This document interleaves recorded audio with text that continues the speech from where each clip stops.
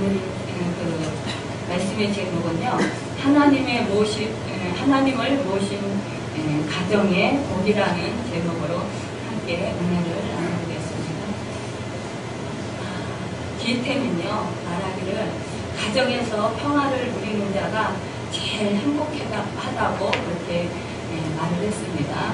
또 루터는 말하기를 국가 민족의 행복과 불행의 근원은 곧 가정이다라고 했습니다. 또 우리 동양에는요, 또 우리나라에 그 수신제가 치국 평천하라는 말이 있습니다.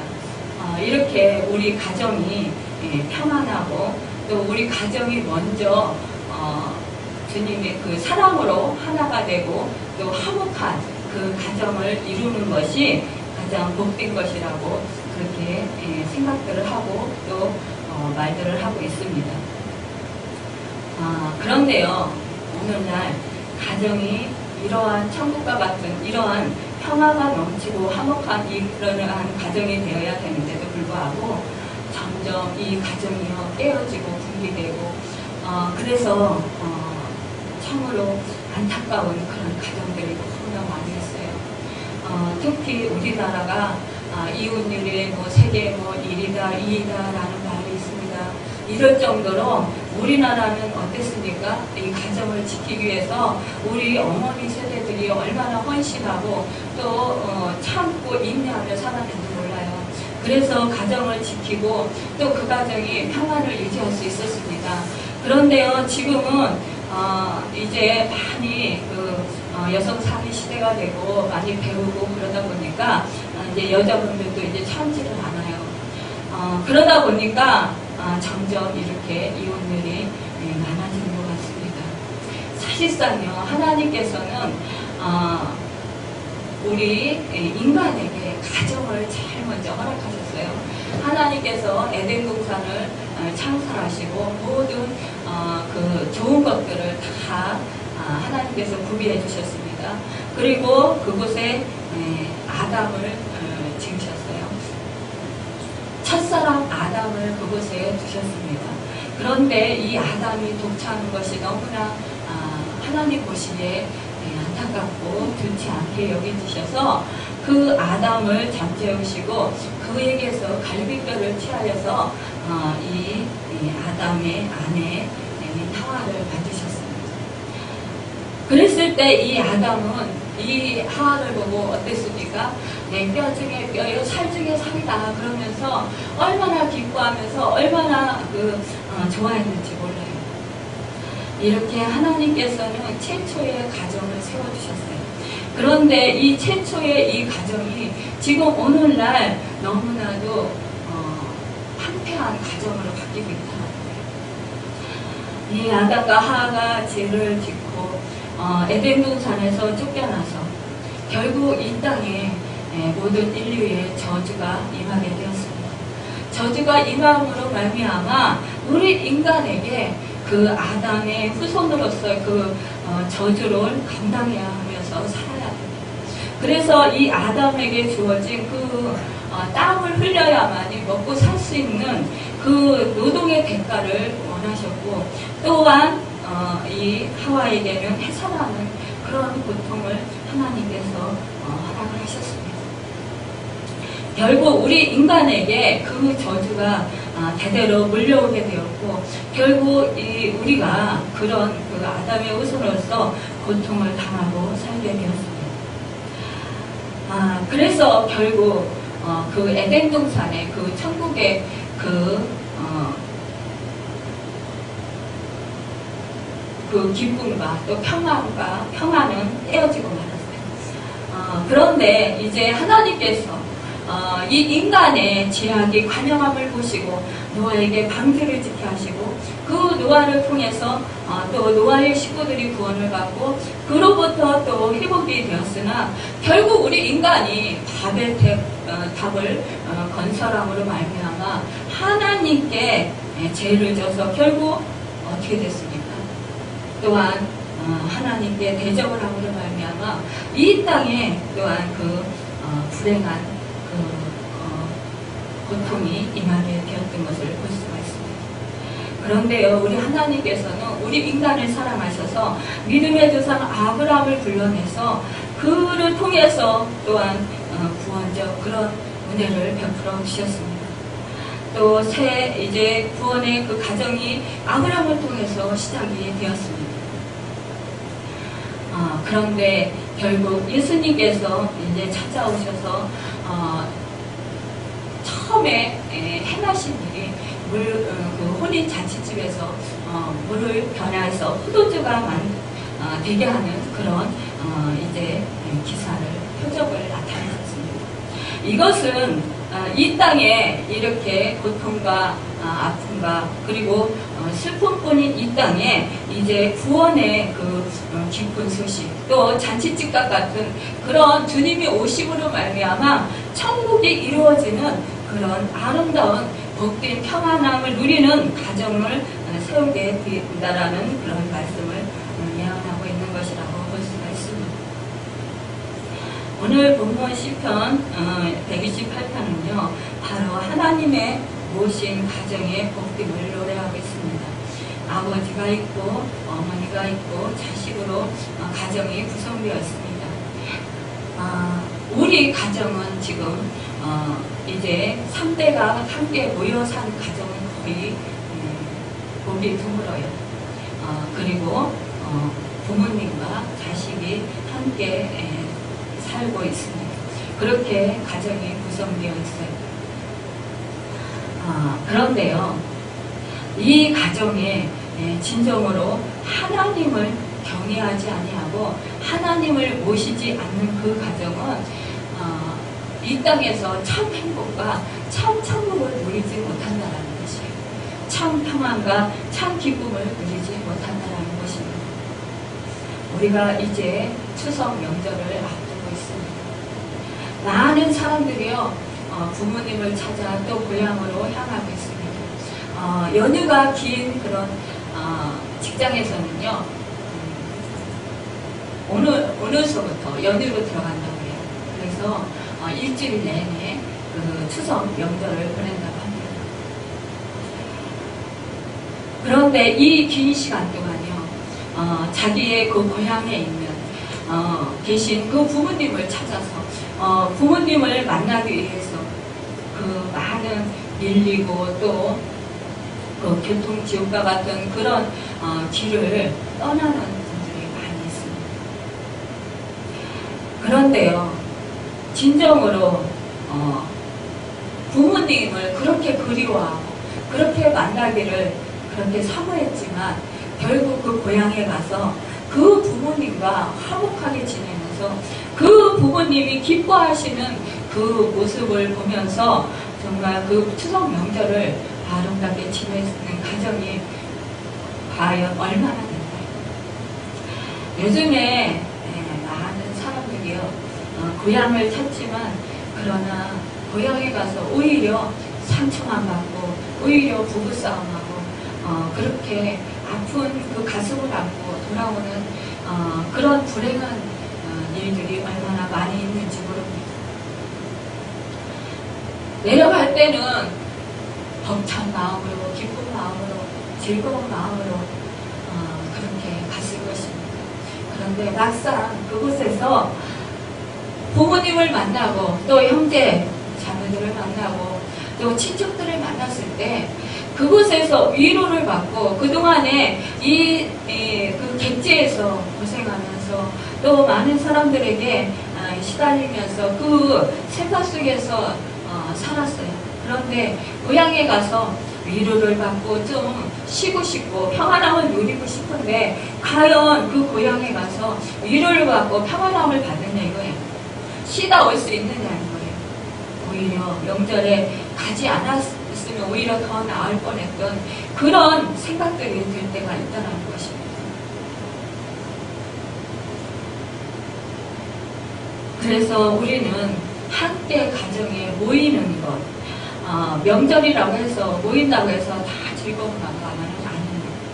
그런데요, 그 중에서도 진정으로 하나님을 섬기고 하나님을 경외하는 그 가정에는 하나님의 그 은혜가 넘칠 수 있다는 거예요. 함께 모여서 예배드리고 함께 하나님의 은혜를 나누는 그런 가정들이 있어요.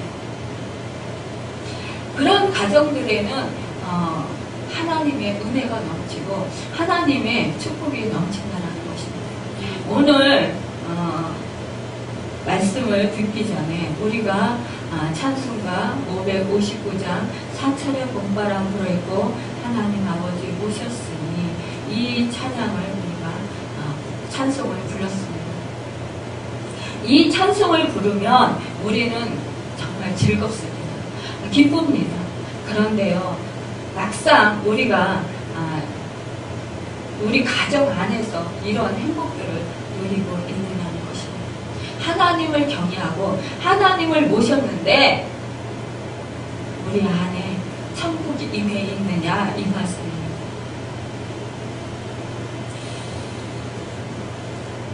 이 세상에서요, 보기 싫은 것 세 가지가 있다고 해요. 첫 번째는 영혼이 떠난 사람, 시체입니다.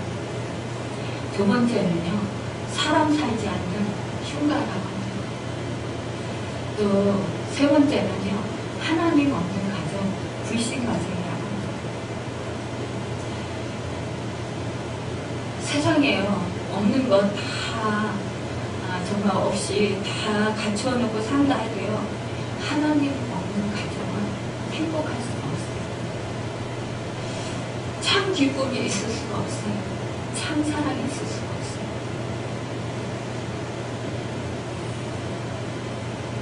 여러분, 하나님은 우리 가정의 주인으로 오십시오.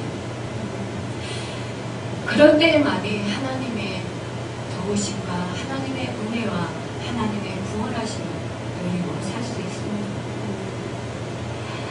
오늘 말씀에요, 여호와를 경외하며 그 얘기를 걷는 자마다 복이 있도다라고 말씀합니다. 그러면서 내가 내 손이 수고한 대로 먹을 것이라, 내가 복되고 형통하리라 라고 말씀하고 있습니다. 우리가요, 이 세상에 살아가면서 우리 손으로 수고한 것, 그것을 다 거두기만 한다 해도요, 우리는 참으로 복이 있는 자들이라는 것입니다. 복을 많이 받은 자들이라는 것입니다. 사람들이 생각하기에요, 내가 수고한 대로 먹는 거, 그거 당연하지 않나? 수고하고 수고한 대로 먹는 것, 수고한 대로 수입을 거둬들이는 것, 그것이 무슨 복이야? 라고 반문할지 모르겠습니다. 그런데요, 우리가 사실상 우리가 애쓰고 수고한 그 대가만큼 우리에게 돌아온다면요, 하나도 잊어버리지 않고 하나도 손실 보지 않고 다 나에게 그것이 돌아온다면 우리는 정말 큰 축복을 누리고 살 수 있을 거예요. 그런데요, 우리가 애쓰고 힘쓰고 노력하고 정말 수고하고 밤잠을 못 자면서 또 시간을 아껴가면서 내 몸이 부서져라 그렇게 수고하고 애쓰지만 힘쓰지만, 그러나 그 수고하고 노력한 것이 헛되게 그렇게 헛수고일 때가 많다라는 것이에요. 다 어디로 간다 흩어지고 없어질 때, 걷어들이지 못할 때가 얼마나 많이 있는지 몰라요. 이럴 때마다 우리는요, 정말 실망하고 좌절하고 또 이 세상 살아갈 희망을 잃게 될 때도 있어요. 그런데 우리 하나님을 모시고 사는 사람들은요, 우리 손이 수고한 대로 먹을 것이라고 말씀하십니다. 그러면서 하나님께서 도와주셔서요, 형통하게 해주신다는 거예요. 모든 일들을 하나님께서 합력해서 서로 이루어주신다는 거예요. 우리는 형통하다 그러면 모든 일이 내가 하는 대로, 내가 원하는 대로 다 잘 된 것이라고 생각을 해요. 그것이 바로 형통이라고 생각을 해요. 그런데요, 하나님께서 원하시는 것, 그게 형통이 아니라는 거예요. 우리가 살아가면서 우리가 하는 일이 좀 실패를 당할 수 있어요. 그렇지만 그 일을 통해서 하나님께서는요, 하나님의 뜻하신 바를 깨달아 알게 하여 주시고, 또 우리로 하여금 또한 버려야 될 것들을 버릴 수 있도록 이끌어 주신다는 거예요. 우리가 이 세상에서 물질 많은 시대에 지금 살고 있어요. 그런데 물질을 쫓아서, 물질이 좋다고 하니까 물질이 모든 것을 다 해결해 준다고 생각하고 물질을 쫓아서 살아가다 보면은 결국은 하나님은 잃어버리게 된다는 거예요. 하나님을 찾지 않게 된다는 거예요. 그러면 그 영은 결국은 지옥에 갈 수밖에 없고 그 영혼이 망할 수밖에 없어요. 그리고 우리 안에 하나님이 계시지 아니하시면, 하나님께서 함께 하시지 아니하시면 참 기쁨이 없어요. 참 평안이 없고 참 위로가 없어요.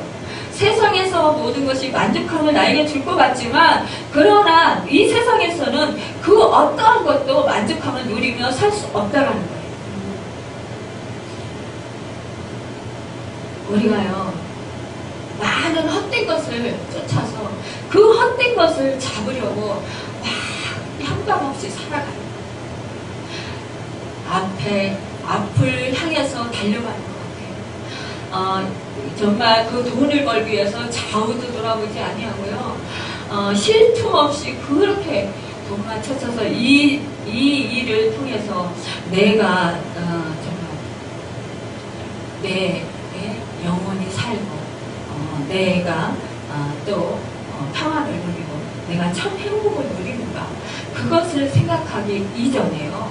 내가 이 돈을 벌어서 내가 평안하게 살고 내가 떵떵거리며 살면 남한테 정말 의시되면서 살아야지라고 생각하는 사람들이 많더라고요.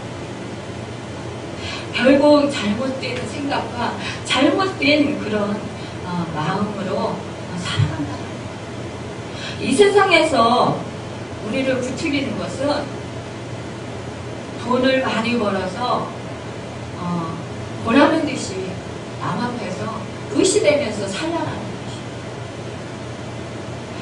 나 이런 사람이야 하면서 돈을 물쓰듯이 쓰면서 남한테 과시하면서 살아가는 사람이 잘 산다라고 생각을 해요. 그런데 결국 우리의 인생을 뒤돌아보면요, 그것이 결국 참 복이 아니라는 것이에요. 사실상 물질은 있다가도 없어지는 것입니다. 건강도요, 있다가도 없어지는 거예요. 우리가 일평생 내내 건강하면서 살 수 없어요. 언젠가는 감기에도 걸리고 또 위장병에도 생기고 또 내가 정말 무서워하는 그런 병이 걸릴 수도 있습니다. 이 세상은 불안전한 세상이에요. 내가 아무리 명예가 높다 할지라도 그것을 하루아침에 그 명예가 떨어질 수가 있어요. 우리는 그 어떠한 것에도 소망을 두며 살아갈 수가 없어요. 그러나 우리 하나님이 우리와 함께 하시면, 우리 하나님이 우리를 살게 하신다, 우리를 평안하게 하신다, 우리의 위로자가 되시고 우리의 구원자가 되신다는 것입니다. 그래서 때로는 우리가 어려움도 당하고 사업의 실패도 당하고 또 건강도 잃어가서 병에 걸리기도 하고 또 사람들로 하여금 낙심도 당하게 되고 또 미움도 당하게 될 때, 그때 세상 사람들을 믿었더니 다 헛살았구나, 내가 물질을 쫓아서 살았더니 이 물질도 다 헛것이구나, 내가 또 명예를 쫓아서 살았더니 이것도 다 헛되고 헛된 것이구나. 이것을 깨달을 때 우리는 영원한 것을 찾게 된다는 것입니다. 영원하신 하나님, 하늘나라를 또 찾게 된다는 것입니다. 그래서 그것이 바로 형통한 것이라는 것입니다. 우리는 내 생각으로 세상 가치관으로 살아갑니다. 그러나 그 가치관이 우리를 기쁘게 해주지 못한다는 것입니다. 내 영혼을 만족시켜주지 못한다는 것입니다. 3절에 보면 내 집 안방에 있는 내 아내는 결실한 포도나무 같으며 내 식탁에 둘러앉은 자식들은 버린 감람나무 같으리로다 라고 말씀하고 있습니다. 내 집 안방에 있는 내 아내, 결실한 포도나무 같다. 결실한 포도나무 생각만 해보십시오. 지금 포도가 한참 나옵니다. 얼마나 풍성하고 바람만 부어도 얼마나 기분이 좋습니까? 그 포도밭에 가면요, 포도송이를 들고 있으면요, 그 포도 향기가 우리를 촉촉하게 해줘요. 마음을 시원하게 해주는, 또 마음을 기쁘게 해줍니다. 그런데 이 포도나무 같은, 결실한 이 포도나무 같은, 포도가 주렁주렁 정말 까맣게 알알이 익어서 맺혀있는 그런 결실한 그 포도나무 같은 그런 아내가 우리 집안에 있다면, 그 어머니가 우리 집안을 든든히 지키고 있다면 얼마나 마음이 든든하고 얼마나 기쁘겠어요. 포도주는 우리의 마음을 흥겹게 합니다. 우리 마음을 기쁘게 하기도 하고 때로는 시원하게 하게 해요. 포도 향기는 우리의 마음을 기쁘게 합니다. 또 피로를 풀어줘요. 아내가 집안에 있으면서 결실한 포도나무같이, 그렇게 포도주같이 그렇게 그 남편의 마음을 즐겁게 하고 기쁘게 하고 아이들이 안정을 찾게 한다는 것, 평안을 준다는 것이, 엄마가 가만히 있기만 해도 그 가정 가운데 평안이 있고요, 그 자식들이요 안도감을 느껴요. 그리고 세상에 나가서 담대히 살아갈 수 있어요. 그런데요, 저도 엄마를 일찍 잃어서 엄마 없는 가정의 자식들이 얼마나 힘든지 알아요. 할머니가 계셔서, 엄마 대신으로 저희 편이 되셔서 저희를 마음을 이루어주고 함께 하셨지만, 그러나 엄마가 못하는 그게 있더라고요. 할머니가 대신 채워줄 수가 없어요. 엄마 자리는 엄마예요. 엄마가 있어야 돼요. 엄마가 꿋꿋하게 자리를 잡고 있는 그런 가정들은요, 그 자식들이요 나이 먹어도 함께 모여요. 그리고 엄마의 사랑을 늘 그렇게 자식들 가슴에 품고요, 늘 기억을 해요. 그리고 엄마가 나한테 이런 소원을 가지고 있었지, 엄마가 나에게 이런 말을 해주었지, 엄마가 나에게 이런 기대를 했었지, 그러면서요 엄마가 그 베풀어 주셨던 그 은혜들을 기억하면서요 늘 그렇게 엄마가 평상시에 자기에게 그 행했던 그 모든 말과 그 행실들을 은연중에 기억하면서 그렇게 되려고 애쓰고 노력을 하는 게 자식입니다. 그래서요 부모님, 그 엄마가요 끝까지 장수하시는 분들을 보면요 그 가정이 든든히 서 있는 것을 볼 수 있어요. 특히 그 엄마가요 믿음으로 굳건히 서 있으면 그 가정은 참으로 복된 가정이에요. 이 세상에서 누릴 수 없는 그 큰, 정말 가장 큰 복을 누리는 가정인 것입니다. 가장 큰 유산 중에요, 가장 값진 유산 중에 유산은요 바로 신앙의 유산을 남겨주는 거예요. 물려주는 거예요. 우리가요 돈은요 그 자식을 기쁘게 해주고 그 자식에게 도움이 되라고 물려주지만, 그러나 오히려 그 자식을 망가지게 할 수도 있어요. 부모의 마음은 그 자식을 사랑해서 내가 쓰지 못하고 내가 아끼고 돈을 물려주고 내가 정말 집 한 칸이라도 물려주려고 그렇게 내가 그렇지만 그 자식은요 그 돈을 가지고 오히려 허랑방탕하게 잘못된 곳에 사용할 수 있다는 거예요. 결국은 그러면 그 인생이 망하게 된다는 거예요. 그 영혼 또한 망하게 된다는 거예요. 그러면요 그 영혼에게는요 절망뿐인 거예요. 그 영혼에게는요 구원의 축복이 없어요. 영원히 지옥불에 떨어지고 저주받은 인생이 되고 만다는 거예요. 그런데 우리 믿음의 유산을 남겨주면요 비록 가난해서 정말 마른 떡 한 조각만 있어도 그 가정이 그 육선이 가득하고 다투는 그 가정보다 값지고 더욱더 축복된 가정을 누린다는 거예요. 우리는 그래서 자부심을 가질 수 있습니다.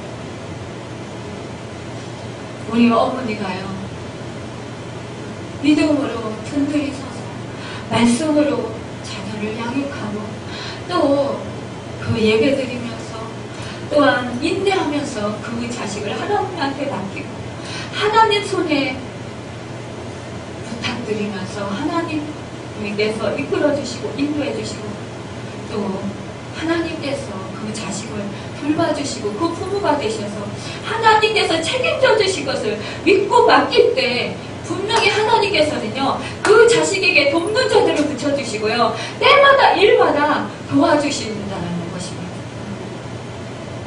우리 부모가 아무리요 애쓰고 힘써도 그 자식을 뒤를 졸졸졸졸 쫓아다니면서 다 도와줄 수가 없어요. 사고를 막아줄 수도 없어요. 그러나 우리 하나님이 함께 하시면 그 자식의 일거수일투족 모든 사고도 미리 미리 막아주실 수 있고 또 그 자식이 잘못된 길을 가는 것을 하나님께서 바로 잡아주실 수 있고 또 어려운 그 난관에 처했을 때 돕는 자들을 붙여주셔서 돕게 해주셔서 그 난관을 이기고 일어날 수 있도록 그렇게 이끌어 주십니다. 그렇기 때문에 그 가정은 잘 될 수밖에 없어요. 참되게 될 수밖에 없어요. 그 자식은 잘 될 수밖에 없습니다. 내 식탁에 둘러앉은 자식들은 어린 감람나무 같으리라 라고 말씀했습니다.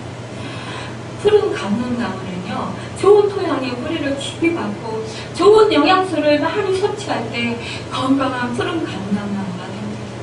마찬가지로요 우리 자녀들이 예수 그리스도를 믿는 믿음과 사랑으로 또 우리 그 믿음의 부모님 안에서요 그렇게 살아갈 때 결국 그 자식들이 건강하게 무성하게 잘 자란다는 것입니다. 또한 마치 시냇가에 심은 나무가 시절을 쫓아 가시를 맺으며 그 잎사귀가 마르지 않은 것 같이 늘 푸르고 성장한다는 것입니다. 또한 예수 그리스도를 아는 지식이 자라서요 그리스도의 장성한 분량에 충만한 데까지 이르게 된다는 것입니다. 또한 푸른 감람나무는요 하나님의 궁정에서 흥황하며 늙어도 결실하며 진액이 풍족하고 빛이 청청하여 라고 시편 92편 14절에 말씀하고 있어요. 그 기름을 짜서요 하나님을 영화롭게 합니다. 이 감람나무는요 버릴 것이 하나도 없다. 이 감람나무는요 기름을 짜서요 그 하나님의 성전에 불을 밝힙니다. 또요 이 감람나무 기름은요 또 기름 부어서 왕으로 세울 때라든가 또 아니면은 제사장으로 세울 때 그때 또 이 감람나무를 사용합니다. 또한요 우리가 이 감람나무에는요 그 상처에 그 감람나무를 붓고 치료를 합니다. 또 그 감람나무 그 아픈 사람에게 그 기름을 붓고 그리고 기도할 때 치유의 역사가 일어난다고 말씀하고 있습니다. 이렇게 감람나무는요 이렇게 귀하게 존귀하게 쓰임을 받습니다. 치료자로 또한 하나님의 그 성전을 밝히는 그 분. 우리는 이 세상에 소금이라 빛이라 말씀하고 있습니다. 이 세상에 많은 영혼들이요 그 갈 길을 찾지 못하고 어두움에 쌓여서 그 악한 저주받은 영혼들에게 그 귀신들에게 그 둘러싸여 붙잡혀서 그 영혼이 망가질 때 우리의 그 성도들 우리 자녀들은요 세상에 나가서 그 그리스도의 빛으로 밝힐 때에 그들과 붙어있던 그 악한 것들 어둠의 영들이 떠나가고 그들이 새 생명을 얻게 되고 또 주님께로 나오게 된다는 것입니다. 얼마나 감사합니다. 예, 독일에서 한 자매가 왔습니다. 그 자매는요 돈이 없고 또 형편이 어려워서요 우리 한국에 올 처지가 못 됐다고 합니다. 그런데요 한국에 사는 오빠가 아직도 구원받지 못했기 때문에 그를 위해서 많은 어려움에도 불구하고요 한국을 방문했다고 합니다. 그것은 오빠의 구원을 위해서 늘 그 자매가요, 그 독일에서요, 밥을 먹을 때나 잠을 잘 때나 늘 울면서 기도를 했다라는 것입니다.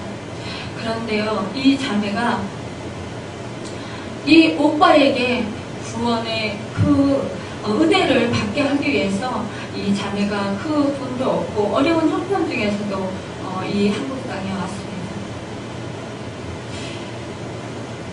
그리고 이 자매는요, 이 오빠에게 늘 눈물로 호소하기 시작했습니다.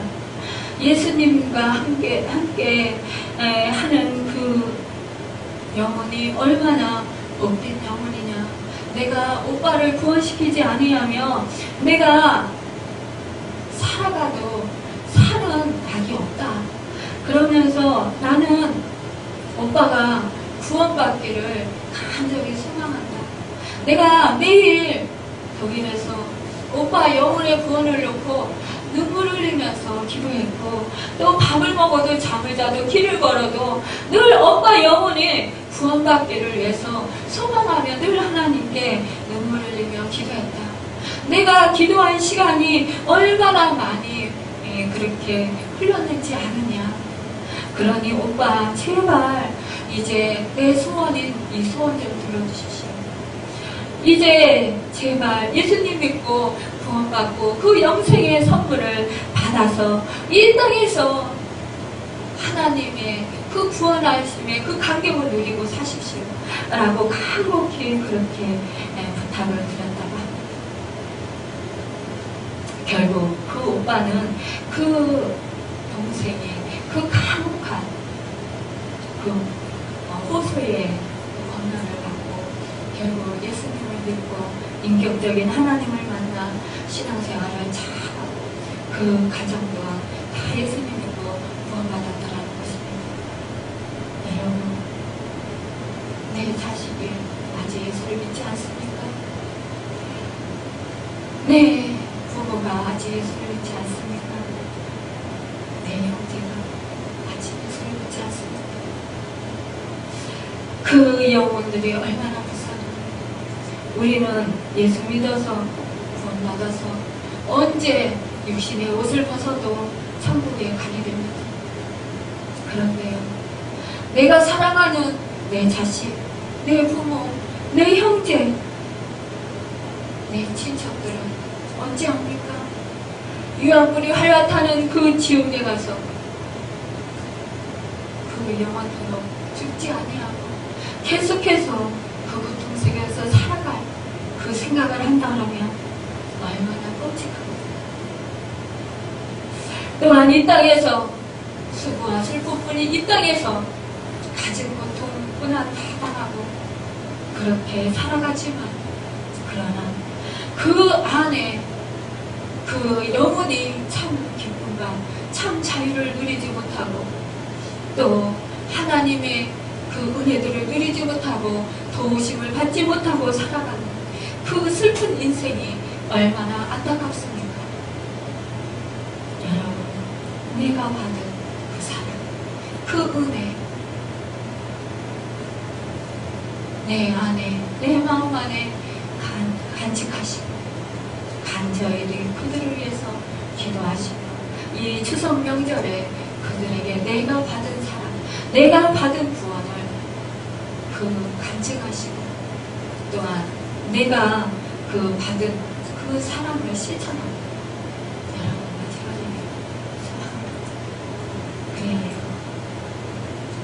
이제 온 가족이 함께 둘러앉아 하나님께 예배드리며 하나님이 주시는 기쁨과 평강을 누리며 하나님의 구원하심과 은혜들을 누리는 여러분과 생각하기를 예수님의 이름으로 축원합니다. 기도하겠습니다. 존귀하신 하나님, 감사하고 감사합니다. 하나님을 모신 가정의 복이라 하는 제목으로 함께 하나님의 말씀을 나눴습니다. 하나님 아버지, 우리가 받은 은혜, 하나님의 무조건적인 선물이고 하나님의 은혜입니다. 하나님 아버지, 우리가 잘나서 구원받은 것도 아니고 우리가 똑똑해서 주 예수 그리스도를 알고 하나님을 믿은 것이 아닙니다. 하나님 아버지, 그러나 우리를 택하여 주시고 우리를 사랑하여 주셔서 우리를 구원하여 주셨사오니 하나님, 우리가 그 사랑에 감격하며 우리가 사랑하는 부모와 자녀와 또 친척과 이웃들을 늘 가슴에 품고 기도합니다. 하나님, 이 추석 명절에 우리의 행실이 하나님의 사랑을 실천하는 행실이 되게 하시고 우리의 말이 하나님의 사랑의 말을 하는 그 말이 되게 하여 주시옵소서. 우리가 주 예수 그리스도의 형상을 입어 주 예수 그리스도의 사랑을 나타내고 주 예수 그리스도의 모습으로 우리가 믿지 않는 자녀들이나 또 이웃들에게 보여지고 나타내질 수 있도록 하나님 인도하여 주시고 우리를 사로잡아 주시옵소서. 우리의 모든 일거수일투족이 살아계신 주님을 증거하는 우리가 되게 하시고 그리하여서 아직 구원받지 못한 그 영혼들 우리가 가슴에 품고 통곡하며 눈물 뿌리며 기도했던 그 영혼들이 주님을 만나는 역사가 있게 하시고 이번 추석 명절에 구원의 역사가 이루어지는 놀라운 역사가 있게 하여 주옵소서. 가정마다 기쁨의 찬송을 드리며 함께 예배드리며 하나님을 찬양하는 역사가 있게 하시고 하나님의 은혜들을 누리며 하나님께 감사하는 귀한 은혜가 차고 넘치게 하여 주옵소서. 그래서 주님의 한량없는 은혜와 축복이 차고 넘치는 가정과 가문이 되어서 대대로 더욱더 하나님을 높여드리는 창성케 되고 창대케 되는 믿음의 가문들로서 이 세상 위에 이 세계 위에 존귀하게 쓰임받으며 하나님을 영화롭게 하여 드리는 가정과 가문이 되도록 도와주시고 축복하옵소서. 예수 그리스도를 만들어 기도드렸사옵나이다. 아멘.